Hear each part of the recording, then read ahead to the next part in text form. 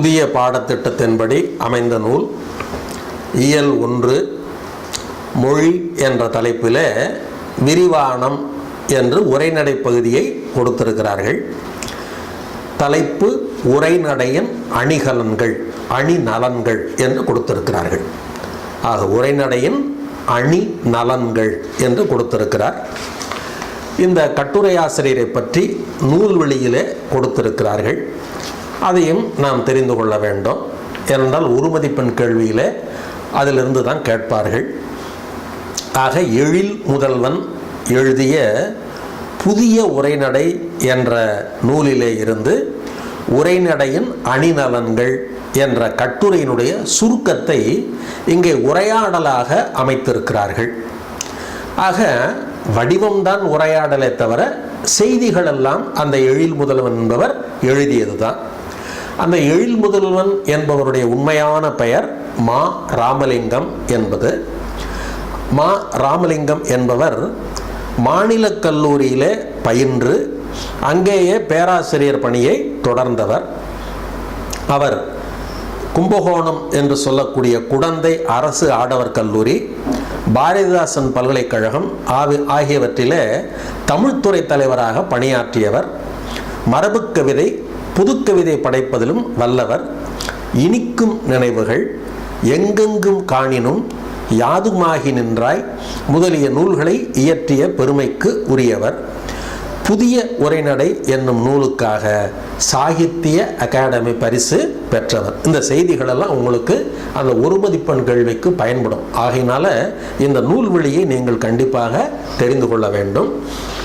இதில் என்ன சொல்ல வருகிறார் என்றால், அதாவது ஒரு சங்க புலவர், அடுத்து இன்றைய ஆசிரியர் அல்லது எழுத்தாளர் என்று வைத்துக் கொள்ளுங்கள். இந்த இருவரும் சந்தித்து பேசுவது போல ஒரு கற்பனையான உரையாடல். ஏனென்றால் கற்பனை என்பதை முதல்ல குழந்தை பிள்ளைகளுக்கு புரிந்து கொள்ள வேண்டும். உண்மையிலே சங்கப்புலவர் இப்படி பேசினார் அல்லது இன்றைய ஆசிரியர் பேசினார் என்பது போல நினைக்கக்கூடாது. நமக்கு இங்கே வருகிற செய்திகள் தான் முக்கியம். ஏனென்றால் நீங்கள் இந்த தன் வரலாறு எழுதும் போதெல்லாம் கற்பனை எழுதுவீங்கள்ல, நெல் தன் வரலாறு கூறுதல், கரும்பு தன் வரலாறு கூறுதல், அதெல்லாம் கற்பனை தானே. அதுபோல் இதுவும் கற்பனை தான். அந்த கற்பனை உரையாடல் அந்த தலைப்பை கொடுத்துட்டாங்க. பங்கு பெறுவோர் 2 பேர். ஒன்று இணைய தமிழன் அப்படிங்கிறார். இன்றைக்கு இணையம் இல்லாத வாழ்க்கையே இல்லை. உங்களுக்கு தான் தெரியும், இந்த பெருந்தொற்று காலத்தில் எல்லாமே இணைய வழி பாடங்களை தான் நடத்தி கொண்டு இருக்கிறார்கள். அதைத்தான் நீங்கள் கேட்டுக்கிட்டு இருக்கீங்க இல்லையா? ஆகையினால இன்றைக்கு அறிவியலுடைய உச்சத்தை தொட்டு இருக்கிற ஒரு அறிவியல் காலம் இது. ஆகையினால இணைய தமிழன் பார்க்கிறான். அடுத்து சந்திப்பவர் யாருன்னு சொன்னால் சங்கப்புலவர். சங்கப்புலவர்னா யார்? 10 பாட்டு 8 தொகை இந்த நூல்களை எல்லாம் எழுதிய புலவர்கள் அப்படின்னு அந்த மரபை சார்ந்த ஒருத்தர் அப்படி வைத்துக் கொள்ள வேண்டும். ஆக கபிலர் அல்லது பரணர், இப்படிப்பட்ட பெருங்குன்றூர் கிழார், இது போன்ற ஒரு புலவர்கள். ஏனென்றால் அவர்களுடைய காலமெல்லாம் இன்றைக்கு ஒரு 5000 ஆண்டுகள்ல இருந்து, கிமு 5000 ஆண்டுகள்ல இருந்து கிபி 200 வரைக்கும் இருக்கிற காலம். ஏன்னா அவங்க காலத்தில் இருந்த தமிழ் மொழி எல்லாமே பெரும்பாலும் என்னவா இருந்ததுன்னா, அதாவது பாடல் வடிவத்திலேயே இருந்தது.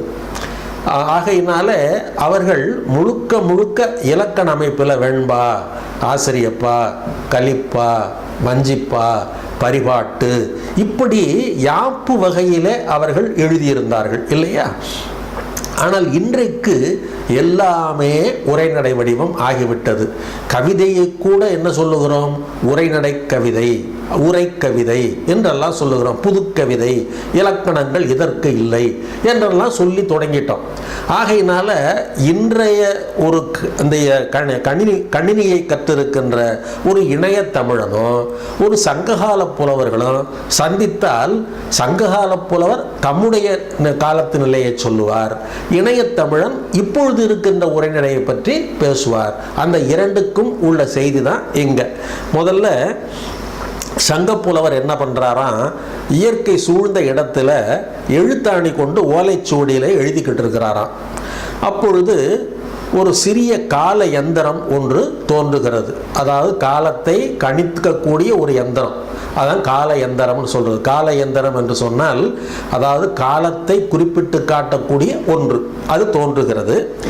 அதிலிருந்து இன்றைய மனிதர் ஒருவர் இறங்கி வருகிறார் அப்படின்னு சொன்னால் ஒரு 5000 ஆண்டுகளில் இருந்து கிபி 200 வரைக்கும் இருக்கக்கூடிய காலகட்டத்தில் இருக்கக்கூடிய ஒரு சங்க புலவர்னு சொன்னால் இப்போ நம்ம கற்பனையாக நாம வச்சுக்கோவோமே, இப்போ கிமு 200 சார்ந்த ஒரு சங்க புலவர் வர்றார். இந்த காலம் என்று சொல்லக்கூடியது ஒரு எந்திரம். அப்போ எவ்வளவு காலம் ஓடி இருக்குன்னு பாருங்கள். ஏறத்தாழ என்னாச்சு, இன்றைக்கு 2400 ஆண்டுகள் ஆயிடுச்சு. அப்போ அந்த கால எந்திரம்ங்கிறது அதுதான். அந்த காலம் இப்போ அண்மை காலத்தில் இருக்கக்கூடிய ஒருவர் வருகிறார்.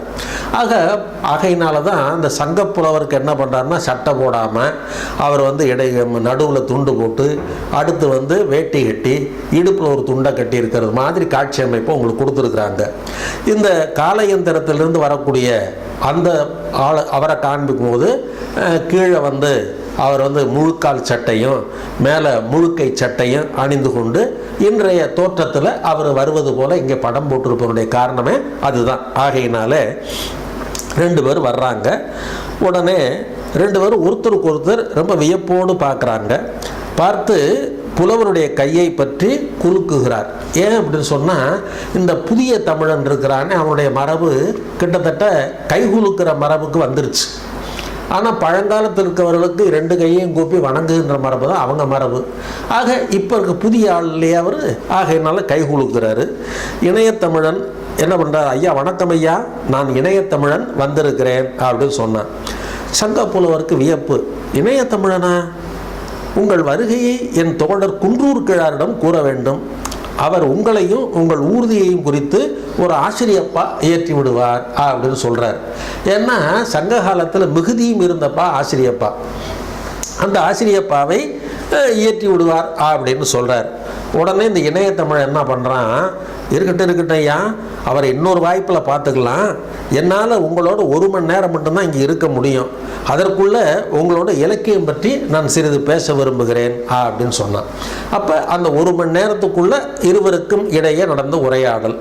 சங்கப்புலவர் என்ன பண்ணுறாரு, அவர் தமிழை பற்றி உரையாடலாம்னு சொன்னோன்னே அவர் காலத்து நினைவு வருகிறது. ஆகையினால என்ன சொல்கிறார், கபிலருடைய குறிஞ்சிப்பாட்டு பற்றியா, எம்போன்ற புலவருடைய தனிச்செய்யுள் பற்றியா அப்படின்னு கேட்குறார். உடனே இணையத்தமிழன் சொல்கிறான், புலவரே, உங்கள் காலத்து பாடல்களை எல்லாம் பிற்காலத்தில் சங்க பாடல்கள் என்று தொகுத்து வைத்திருக்கிறாங்க. அவையெல்லாம் பாட்டும் தொகையும் நூல் விற்பனை நிலையங்களிலும் இணையத்திலும் கிடைக்கின்றன.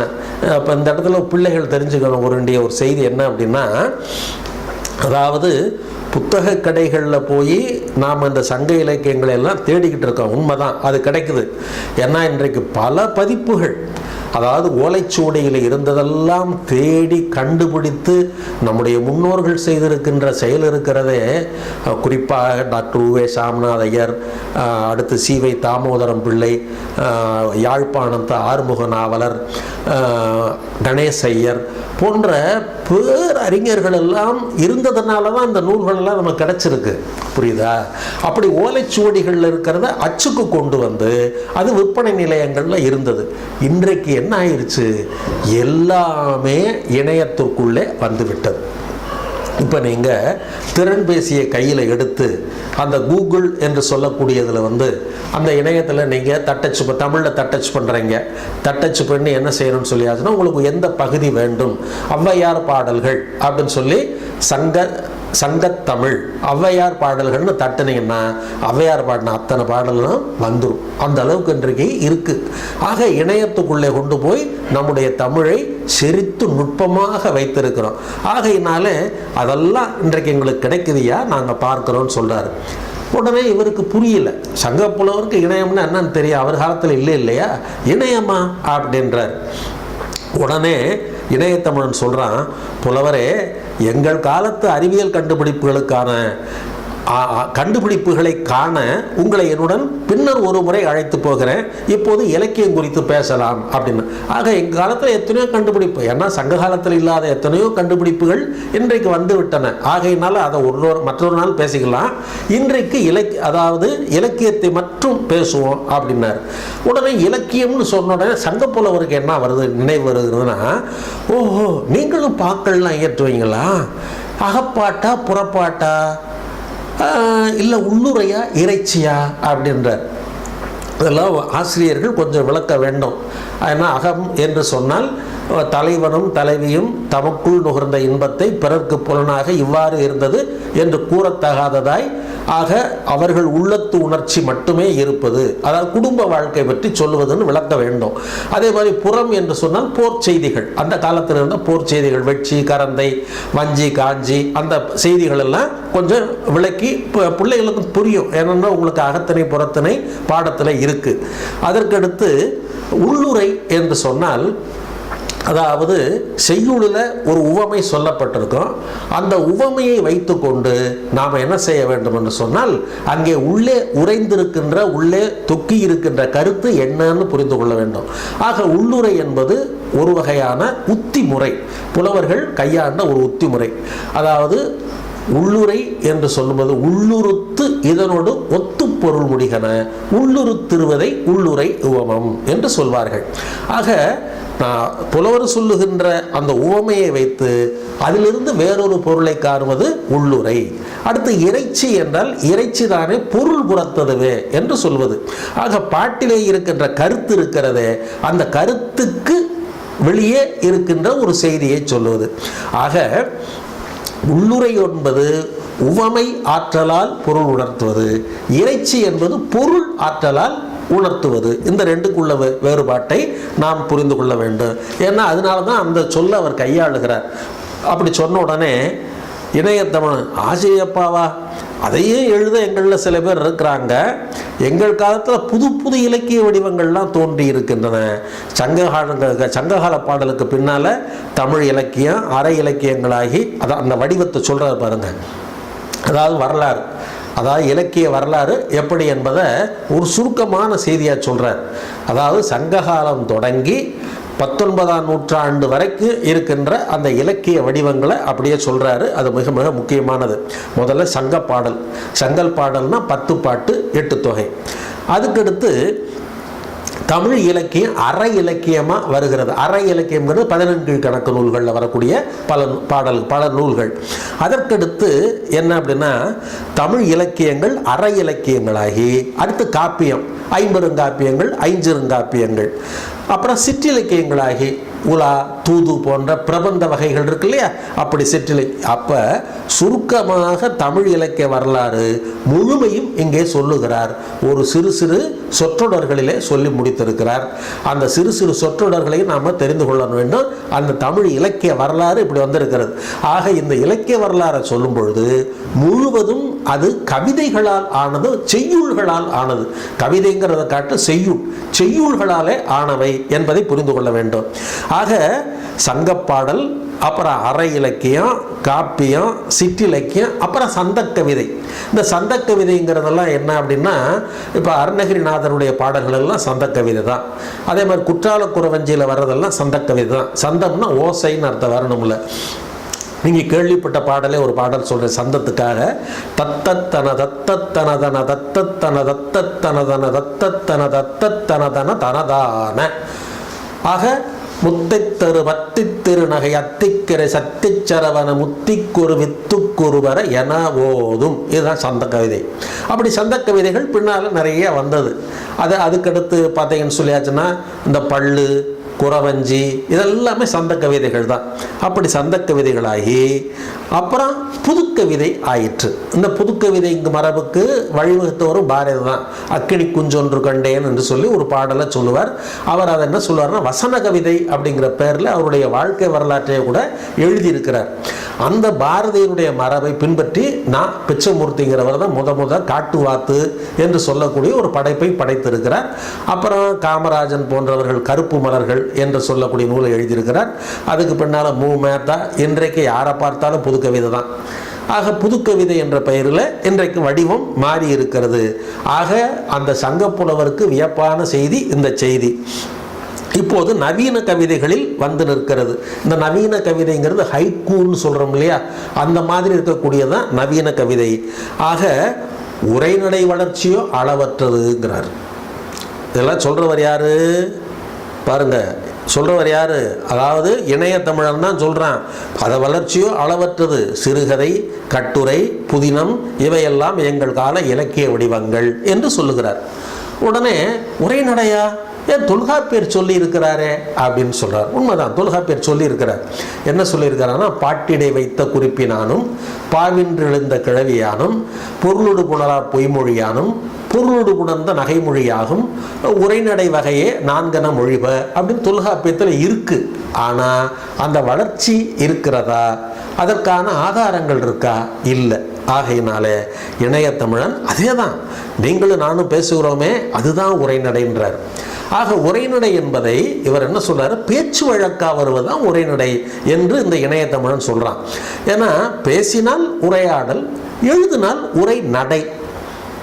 ஆக உரையாடலுக்கும் உரை நடைக்கும் உள்ள வேறுபாடு என்ன அழகா சொல்றான் பாருங்க. பேசுகிற பேச்சு உரையாடல், அதுவே எழுத்து வடிவமாகிவிட்டால் அது உரை நடை. ஆக உரை என்பது உரைப்பது எதுவோ அது உரை.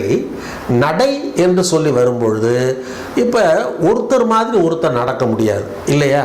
நீங்கள் பார்த்தீங்கன்னா இப்போ 1000 பேர் இருக்கான்னு வச்சுக்கோங்க. 1000 பேரை தனித்தே நடக்க விட்டு நீங்கள் உள்ளே நின்று பார்த்தீங்கன்னா ஒருத்தர் நடை போல் இன்னொருத்தர் நடை இருக்காது. ஒருத்தர் கொஞ்சம் நீளமான காலை நீளமாக வச்சுருப்பார், சில கொஞ்சம் நடுவில் வைப்பார், சில கொஞ்சம் இடுப்பை வளைச்சி நடப்பாங்க, சில பேர் கொஞ்சம் ஒரு மாதிரி தத்தி நடப்பாங்க. ஆக அந்த நடை என்பதிலேயே வேறுபாடு இருக்கிறது. எப்படி ஒருவருடைய முகத்தை போல மற்றொருடைய முகம் இல்லையோ, எப்படி ஒருவருடைய கைவிரல் ரேகையை போல மற்றொருவர் கைவிரல் ரேகை இல்லையோ, அதுபோல ஒருத்தர் நடையை போல இன்னொருத்தர் நடை இருக்காது, இருக்கவும் கூடாது. அதுபோல அவரவருக்கு தெரிந்த நடையிலே அந்த உரையை கொண்டு வருவதுதான் உரை நடை என்று சொல்லப்படும். இப்போ திருவிக்கா அவர்களுடைய உரை நடைக்கும், அதற்கடுத்து பின்னாலே அடுத்து பார்த்தசாரதி அவருடைய நடைக்கும், அதற்கடுத்து பின்னால் கி ராஜநாராயணன், அழகிரிசாமி போன்றவர்களுடைய நடைக்கும், இப்பொழுது எழுதக்கூடிய நடை, இந்த பத்திரிகைகளில் இருக்கக்கூடிய நடைக்கு எவ்வளோ வேறுபாடு இருக்குது. ஆக அந்த வேறுபாடு இருக்கத்தான் செய்யும். அப்படி இருப்பது பேர் தான் உரை நடை அப்படின்னு பேர். ஆகையினால என்ன சொல்கிறா பாருங்க, அதே தான் நீங்களும் நானும் பேசுகிறோமே அதுதான் உரைநடை. பேசினால் உரையாடல், எழுதினால் உரைநடை. பெரும்பாலும் உரைநடை வடிவில் தான் நாங்கள் இலக்கியம் படைக்கிறோம் அப்படின்னு சொன்னேன். உடனே புலவர் கேட்கிறார், எம்முடைய பாக்களின் உத்திகளை எல்லாம் நீங்கள் கையாளுவீங்களா அப்படின்னு சொல்லி. உத்தினா டெக்னிக்னு அர்த்தம். ஏன்னா இப்போ இங்கிலீஷில் சொன்னால் உங்களுக்கு ரொம்ப எளிமையாக புரியும். அந்த உத்தி சந்தேகம் இல்லாமல் அப்படின்றார். அப்போ மகிழ்ச்சி, உணர்ச்சிகளை காட்ட உவமை கொண்ட மொழிநடைய ஏற்ற கருவி. இவற்றை நீங்கள்லாம் எப்படி பயன்படுத்துவீங்க அப்படின்னா அவர் ரொம்ப ஆச்சரியம். ஊமையெல்லாம் எப்படி பயன்படுத்துவீங்க அப்படின்னு சொன்னோன்னே அதற்கு எடுத்துக்காட்டாக குறிஞ்சி மலர் அப்படிங்கிற நூல், அதை நான் பார்த்தசாரதி எழுதுனது. அதிலிருந்து அந்த உவமைக்கு ஒரு எடுத்துக்காட்டு சொல்கிறார். என்ன சொல்கிறான் பாருங்க இணையத்தமிழன். திருப்பரங்குன்றத்தின் அழகை பார்ப்பதற்கென்றே இயற்கை பதித்து வைத்த 2 பெரிய நிலைக்கண்ணாடிகளைப் போல் வடபுறமும் தென்புறமும் நீர் நிறைந்த கண்மாய்கள் என்று சொல்றான். அப்ப அந்த நீர் நிறைந்த 2 கண்மாய்களுக்கு 2 நிலைக்கண்ணாடிகளை ஊமையாக சொல்லி இருக்கிறார். ஆக ஊமையும் நாங்க கையாளுவோம். ஆக அருமையான ஊமையா இருக்க என்று அந்த சங்க புலவர் வியக்கிறார். ஏன் இன்னும் உண்டே? உங்களுக்கு பின்னாலே 1000 ஆண்டுகளுக்கு பின்னால் வந்தவர் தண்டி அப்படின்னு சொல்லக்கூடிய ஒரு புலவர். அவர் உருவகம் என்று சொல்லக்கூடிய ஒரு அமைப்பை சொல்லுகிறார். அந்த உருவகம் என்பதற்கு அவர் என்ன இலக்கணம் சொல்றாருன்னா, உவமையும் பொருளும் வேற்றுமையின்றி வேற்றுமை ஒழிவித்து ஒன்றன மாட்டின் அது உருவகமாகும் அப்படின்னு சொல்றார். ஆக செரிக்கப்பட்ட உவமை எதுவோ அது உருவகம் ஆகிறது என்று சொல்லி அவர் சொல்லி இருக்கிறார். அதுவும் வெற்றி பெற்று இருக்கிறது. என்ன அப்படின்னா, அதாவது இந்த காலத்து புலவர்கள் என்ன எழுதுகிறார் பாருங்கள். முக நிலவில் வியர்வை முத்துகள் துளித்தன அப்படின்றாங்க. ஆக முத்து போன்ற வியர்வைகள் என்று சொன்னால் அது உவமை, வியர்வை முத்துகள் என்று சொன்னால் அது உருவகம். அப்படி உருவகப்படுத்தி சொல்லுகிறார்கள். பிள்ளைகளை புரிகிற போறனா, தாமரை போன்ற முகம் அது உவமை, முகத்தாமரை என்று சொன்னால் உருவகம். ஆக செரிக்கப்பட்ட உவமையாக உருவகத்தை கையாளுகிறார்கள். உடனே அண்ணா அவர்களுடைய உரைநடையிலிருந்து ஒரு எடுத்துக்காட்டு சொல்றாரு. களம்புக துடித்து நின்ற உனக்கு வெற்றி சாறு கிடைத்து விட்டது. ஆக வெற்றிய சாறுன்னு உருவப்படுத்தி விட்டது. உண்டு மகிழ்ந்தாய் உன் புன்னகைதான் அதற்கு சான்று என்று சொல்லி அங்கே உருவகத்தை கையாளுகிறார். அது அறிஞர் அண்ணாவுடைய உரைநடை. ஆகா, எவ்வளவு அழகாக இருக்கிறது அப்படின்னு சொல்றார். அப்புறம் உடனே விதவிதமான உவமைகளை நீங்கள் பயன்படுத்தியிருக்கிறீர்கள், அவற்றுக்கெல்லாம் பிற்காலத்தில் தோன்றிய இலக்கண நூல்களில் பெயர் வைத்திருக்கிறீர்கள். உவமும் உருவம் வந்தால் அதை எடுத்துக்காட்டு அணி என்று பெயர் அப்படின்னு சொல்லி உங்களுக்கு தெரிந்த திருக்குறளை சொல்லியிருக்கிறார். புறந்தூய்மை நீரானமையும் அகந்தூய்மை வாய்மையால் காணப்படும்னு. அதை நாங்கள் என்ன சொல்லுகிறோம், நீங்கள் எடுத்துக்காட்டு உவமையணின்னு சொல்றத நாங்கள் இணை ஒப்பு அப்படின்னு சொல்றோம். இங்கிலீஷில் அனாலஜி என்று நாங்கள் சொல்லுகிறோம். ஆக எடுத்துக்காட்டு உவமை தான் நீங்க சொல்றது, அதே செய்தியைத்தான் நாங்கள் சொல்றோம், அது இணை ஒப்பு என்று சொல்லுகிறோம் என்று இணையத்தமிழன் சொல்லுகிறான். அதற்கடுத்து அதற்கு ஒரு எடுத்துக்காட்டும் சொல்லுகிறார். வாரா என்று சொல்லக்கூடிய எழுத்தாளர் எழுதியது. ஊர் கூடி சிக்கு தள்ள முடியுமா என்று கேட்கிறார்கள். ஊர் கூடின பிறகுதான் செக்கு தள்ள வேண்டும் என்று காத்திருப்பவர்களின் காரியம் கைகூடாது. புரோகிதருக்காக அமாவாசை காத்திருப்பதில்லை என்று மழையும் புயலும் என்ற நூலிலே சொல்லுகிறார். ஆஹா, என்னே செறிவு என்று சொல்லுகிறார். அதற்கடுத்து இணையத்தமிழன் ஒரு செய்தியை சொல்றான். என்ன, அகிரிணை பொருள்களையும் உயர்தனையாக கருதி கற்பனை செய்து எழுதுவோம் அப்படின்னு சொல்றார். இந்த செய்தி நாங்கள் சங்ககாலத்திலேயே அப்படி உண்டு. அதனால அதாவது ஒரு மகிழ்ச்சியின் காரணமாகவும் சிறப்பின் காரணமாகவும் கோபத்தின் காரணமாகவும் அகிரிணையை உயர்தனையா சொல்லுகிற மரபு எங்கள் காலத்தில் உண்டு அப்படின்னு சொல்றார். அதுதான் இங்கே ஞாயிறு திங்கள் நெஞ்சம் போன்ற அகிரிணை பொருட்கள் சொல்லுன போலவும் கேட்குன போலவும் சொல்லியாங்கு அமையும் என்று தொல்காப்பியரே சொல்லி இருக்கிறார் என்று சொன்ன உடனே அதற்கு இணையத்தமிழன் அதைத்தான் நாங்கள் இலக்கணை அப்படிங்கிற ஒரு சொல்லில் சொல்லி இருக்கிறோம். அதற்கு திருவிக்கா அவர்களுடைய ஒரு உரைநடையை சொல்லி இருக்கிறார்கள். அதை நீங்களே படித்து தெரிந்து கொள்ளலாம். ஏனென்றால் முழுமையாக இந்த நூல் முழுவதும் இந்த பகுதி முழுமையுமே படித்து கொண்டிருந்தால் ஏதோ இந்த பகுதியை வாசித்தது போல இருக்கும். ஆகையினாலே அந்த இலக்கணை என்பதற்கு எடுத்துக்காட்டு திருவிக்கா சொன்னது. சோலையில் புகுவேன், மரங்கள் கூப்பிடும், விருந்து வைக்கும், ஆலமரங்களில் அமர்வேன், ஆள் என் விழுதைப்பார், அந்த அரசுக்கு இது உண்டா என்று அரசு கண்ணீர்ப்படும் என்று அந்த உரைநடையவே என்ன செய்கின்றார் பாருங்க. சோலையில் புகுவேன், மரங்கள் கூப்பிடும். மரங்கள் எங்கேயாவது கூப்பிடுமா என்று சொன்னால் என்ன பொருள்? அந்த இயற்கை அழகை அப்படி அவர் என்ன செய்கின்றார் என்றால் அங்கே ஒரு அகிரிணை பொருள் உயர்திணை பொருள் போல பேசுவது. அந்த உயர்திணை பொருளை போல பேசுவதற்கு இலக்கணை என்று பெயர். அந்த இலக்கணையை இங்கே திருவிக்காலிருந்து எடுத்துக்காட்டு சொல்லுகிறார். அதுபோல என்ன சொல்றாருன்னா, நாங்கள் மோனை எதுகையெல்லாம் கொண்டு வருவோமே செய்யுள்ள, அதை நீங்க செய்வீங்களா அப்படின்னு கேட்ட உடனே அடே அப்பா, எதுகை மோனையா? ஏதோ ஐயா ராப்பி சேதுப்பிள்ளை அவர்களுடைய எடுத்துக்காட்டு ஒன்று சொல்றேன். தென்றல் அசைந்து வரும் தென்தமிழ் நாட்டில், தென்றல் தென்தமிழ் அங்கே மோனை வருகிறதா? அப்புறம் திருக்குற்றாலம் மோனை வருகிறதா? மலைவளம் படைத்த பழம்பதியாகும் அம்மலையிலே கோங்கும் வேங்கையும். கோங்கு வேங்கை எதுகை இருக்குல்ல, ஓங்கி வளரும். அப்ப கோங்கு வேங்கை ஓங்கி எதுகை முதல்ல சொன்னது மோனை. அப்படி மோனை எதுகையுமே வருவதை நாம் பார்க்கலாம்.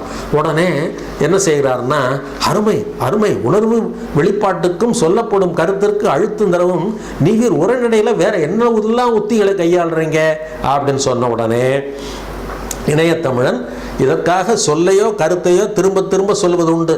சொற்களை அளவாக பயன்படுத்தி உரைநடையை அழகு செய்தவர் டாக்டர் மு வரதராசனாருங்கிற செய்தியை சொல்றார். அவர் எழுதிய ஒரு அருமையான வரியை சொல்லுகிறார். நாட்டுப்பற்றுங்கிற கட்டுரை தொகுப்பில் அவர் சொல்றாராம், வாழ்க்கை நடத்துவதற்கு பொருள்கள் வேண்டும், அரிசி காய்கனி முதலியவை வேண்டும், உடை வீடு முதலியவை வேண்டும், காசும் காகித நோட்டும் வேண்டும், இன்னும் பல வேண்டும், இவற்றை ஆளும் அறிவும் வேண்டும். அப்ப வேண்டும் வேண்டும் வேண்டும் சொல்லி திரும்ப திரும்ப சொல்லுகின்ற முறை அது செய்யுளுக்கே உரியதுதான் இல்லையா? ஆனா செய்யுளுக்குரியதை உரைநடையிலும் கொண்டு வந்திருக்கிறார். அந்த பாரதியாருடைய பாடல்லாம் கேட்டிருப்பீங்க. அதாவது காணி நிலம் வேண்டும், பராசக்தி காணி நிலம் வேண்டும், அப்படி வேண்டும் வேண்டும் வேண்டும் என்றெல்லாம் சொல்லி பாடலை நீங்கள் கேட்டிருப்பீங்க. அப்படி உரைநடையிலும் அது வருவது உண்டு. இது மிகச் சிறப்பாக இருக்கிறது. சரி, வேற என்ன நீங்கள் உத்திகள் எல்லாம் கையாளுவீங்க அப்படின்னு சொல்லும் பொழுது இங்கே சுருக்கமாக நான் சொல்லி முடிக்கிறேன். அதாவது முரண்படு மெய்மை என்ற உத்தியை கையாளுவோம். அதுக்கு பேரடான் என்று பெயர் அப்படின்னு சொல்றாரு. அதுக்கு என்ன எடுத்துக்காட்டுனா, இந்த உலகத்தில் பயம் என்ற ஒன்றை தவிர வேறு எதற்கும் நாம் பயப்பட வேண்டும்? பயம் என்ற ஒன்றை தவிர வேறு எதற்கு பயப்பட வேண்டும்? அப்ப பயம் என்ற சொல்லையே என்ன பண்ணுகிறார்னு சொன்னாதான், எதற்கு பயப்பட வேண்டும் என்று சொல்லி அது ஒரு முரண்பாடு இருப்பது போல அமைத்திருக்கிறார். பயம், அந்த பயத்துக்கு ஏன் பயன்பட வேண்டும் அப்படின்னு சொன்னாலே அது ஒரு முரண்பட்ட தன்மை. ஆக முரண்பட்ட மெய்மைன்னா உண்மைன்னு அர்த்தம். அது சொல்வது முரண்படுவது போல இருக்கிறது, ஆனால் அதில் உள்ள உண்மை தெரிகிறது. நாம அதாவது உறங்குவதற்காகவே உறங்க வேண்டும் இல்லையா? அடுத்து உறங்குவதற்கு உறங்காமல் ஏன் இருக்க வேண்டும் அப்படின்னு சொன்னால் அது முரண்பாடு. அதே மாதிரி அதாவது என்ன சில சில செய்திகள் எல்லாம் பார்த்தீங்கன்னா ரொம்ப எளிமையாக பேசுவான், பையனே பேசுவான். படிக்காமல் இருக்கிறது எதுக்கடா பள்ளிக்கூடத்துக்கு வரணும் சொல்லுவார்ல, படிக்காமல் இருக்கிறதுக்கு எதுக்கு பள்ளிக்கூடத்துக்கு வரணும் அப்படின்னா படிக்கிறதுக்கு மட்டும் வா. அப்படி அந்த முரண்பட்ட அந்த மெய்மையை சொல்லுகின்ற பழக்கம் உண்டு. அடுத்து முரண்பட்ட சொற்களை சேர்த்து எழுதுவார்கள். அதாவது எப்படின்னா கலப்படம் இல்லாத பொய். கலப்படம் இல்லாத பொய் அப்படின்னு சொன்னால் முரண்பட்ட சொற்கள் இல்லையா? என்ன பொய்யினாலே என்ன அது இல்லாத ஒன்றுன்னு அர்த்தம். அதை கலப்படம் இல்லாத பொய்ன்னு சொன்னால் என்ன பொருள்? அதை மேலும் அழுத்தம் தருவதற்காக கையாள்வது. அதுக்கு என்னன்னா ஆக்சிமோரான் என்று ஆங்கிலத்தில் சொல்வது, அதை தமிழில் சொல்முரண் என்று சொல்லுகிறோம். அடுத்து என்ன செய்கிறோம் என்று சொன்னால், முரண்படுகிற கருத்துக்களை அமைத்து நாங்கள் எழுதுவோம். அதை எதிர் இணை இசைவு என்று நாங்கள் சொல்லுகிறோம். அதாவது ஆன்டிதீசிஸ் என்று நாங்கள் சொல்வது உண்டு. அதுக்கு ஒரு எடுத்துக்காட்டு என்னன்னா, பா ஜீவானந்தம் என்று சொல்லக்கூடிய ஒரு மிகப்பெரிய தலைவர். அவர் சொல்லுகிறார், குடிசைகள் ஒரு பக்கம், கோபுரங்கள் மறுபக்கம். ரெண்டு முரண்பாடு பாருங்க. அதாவது கோபுரம் என்பது உயர்ந்தது, குடிசைகள் என்பது இங்கே ஏழைகள் வாழ்கின்ற இடம். ஆக அந்த ஏழமைக்கும் பணக்காரத்தன்மைக்கும் உள்ள முரண்பாட்டை சொல்றது.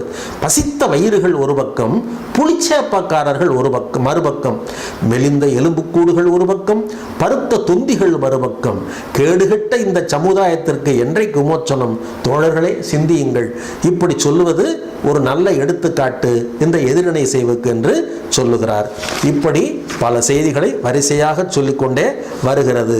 அடுத்து உணர்ச்சி வெளிப்பாட்டுக்கு நீங்கள் கவிதையை பயன்படுத்துவது போல உங்களால் பயன்படுத்த முடியுமா என்று சொல்லும் பொழுது, பெரியாரை பற்றி அண்ணா எழுதிய ஒரு செய்தியை சொல்லுகிறார். அப்புறம் உணர்ச்சி பெருவெள்ளம். ஆக அது அப்படின்னா உச்சநிலை அப்படின்னா என்ன அப்படிங்கிறதுக்கு, உச்சநிலை தானே இருக்கிறதே நான் சொல்லுகிறேன். அதாவது கிளைமேக்ஸ் என்று ஆங்கிலத்தில் சொல்லுவது. அதற்கு என்ன சொல்லுவது? பாரதி என்று சொல்லக்கூடிய நம்ம பாரதியார் தான். அவர் எழுதிய ஒரு உரைநடையை சொல்லி காண்பிக்கிறார். இந்தியாதான் என்னுடைய மோட்சம், இந்தியாவின் தன்மைதான் என் நன்மை, இந்தியாவின் நன்மைதான் என் நன்மை, இந்தியாதான் என் இளமையின் மெத்தை, என் யவ்வனத்தின் நந்தவனம், என் கிழக்காலத்தின் காசி என்று சொல்லும் பொழுது அந்த உணர்ச்சி இருக்கிறதே எவ்வளவு சிறப்பாக இருக்கிறது என்று மிக்க மகிழ்ச்சி. நீர் தமிழ் உரைநடைச்செல்வி பற்றி கூற மேலும் நான் அதை படித்து இன்புற நான் வேண்டுகிறேன். அதற்கென்ன புலவரே, அடுத்த முறை வரும்பொழுது என்னுடைய மடிக்கணினியிலே சேமித்தெல்லாம் வைத்திருக்கிறேன், உங்களுக்கு காட்டுகிறேன் சொன்ன உடனே மடிக்கணியா என்ன அப்படின்னு யோசிக்கிறார். அதை மற்றொரு முறை பேசிக்கொள்ளலாம் என்று சொல்லி இந்த உரைநடை பகுதியை முடிக்கிறார்கள். ஆக என்ன செய்தி, ஒட்டுமொத்த செய்தி என்னன்னா, சங்கப்புலவர்களுக்கு கவிதை அமைப்பு மட்டும்தான் தெரிந்திருக்கிறது. கவிதைன்னு சொல்ல காட்டின செய்யுள் அமைப்பு தான். ஏன்னா செய்யுள் என்று சொன்னால், அதாவது எப்படி செப்பனிட்டு வயலிலே நீர் பாய்ச்சி களையெடுத்து பின்பு நல்ல பயிர் வளர்ப்பார்களோ அதுபோல அதற்காக உறுப்புகளாக எழுத்து, அசை, சீர், தலை, அடி, தொடை, பாயினம் என்ற கட்டுக்கோப்புக்குள்ளே வைத்து வெண்பா இப்படித்தான் இருக்க வேண்டும், ஆசிரியப்பா இப்படித்தான் இருக்க வேண்டும், கலிப்பா இப்படித்தான் இருக்கணும், வஞ்சிப்பா இப்படித்தான் இருக்கணும் என்று சொல்ல கட்டமைப்புக்குள்ளே செய்யுள் வடிவத்திலே அவர்கள் எழுதி வந்தார்கள். ஆனால் இன்றைக்கு உரைநடை வளர்ச்சி மிக அதிகமாக ஆகிவிட்டது. ஆகையினாலே அந்த காலத்தை சார்ந்த ஒருவரும் இந்த காலத்தை சார்ந்த ஒருவரும் கற்பனையாக உரையாடுவது போல இந்த உரைநடையை அமைத்து இந்த உரைநடையிலே சங்க காலத்திலே கையாண்ட உத்திகள் எல்லாவற்றையுமே இப்பொழுது வேறு பெயரிலே நாங்கள் கையாளுகிறோம். ஆக உரைநடையிலும் செய்யுளிலே கையாளுகின்ற உத்திகளை கையாள முடியும் என்பதைத்தான் இங்கே ஆசிரியர் விளக்கி இருக்கிறார். ஆக ரொம்ப எளிமையான ஒரு பாடம் தான், நீங்கள் படித்து புரிந்து கொள்ளலாம். அடுத்து அந்த பின்னால் இருக்கக்கூடிய அந்த பகுதிகளையும் நீங்கள் அந்த கற்பவை கற்றபின் என்பதை நீங்கள் என்ன பண்ணியிருக்கலாம்னா இது தெரிந்து கொள்ளணும். ஏன்னா உள்ளங்கை நெல்லிக்கணு போல அப்படின்னா என்ன நயம் இருக்கு? உவமை நயம் இருக்கிறது. அதுபோல இதில் ஒரு தொடர் ஒரு தலைப்பில் பேச சொல்லியிருக்கிறாங்க, அதுக்கு நேரம் கொடுக்குறாங்க, ஒரு சொல்லை தவிர்க்கணும்னு சொல்கிறாங்க. அப்போ அந்த சொல்லை மட்டும் தவிர்த்துட்டு நீயே பேசணும். இதெல்லாம் பயிற்சியிலே வரக்கூடிய ஒன்று. ஆகையினாலே நீங்கள் இதை மிக ஆழமாக ரசித்து நீங்கள் படித்தீர்கள் என்றால் ஒரு அருமையான செய்தி.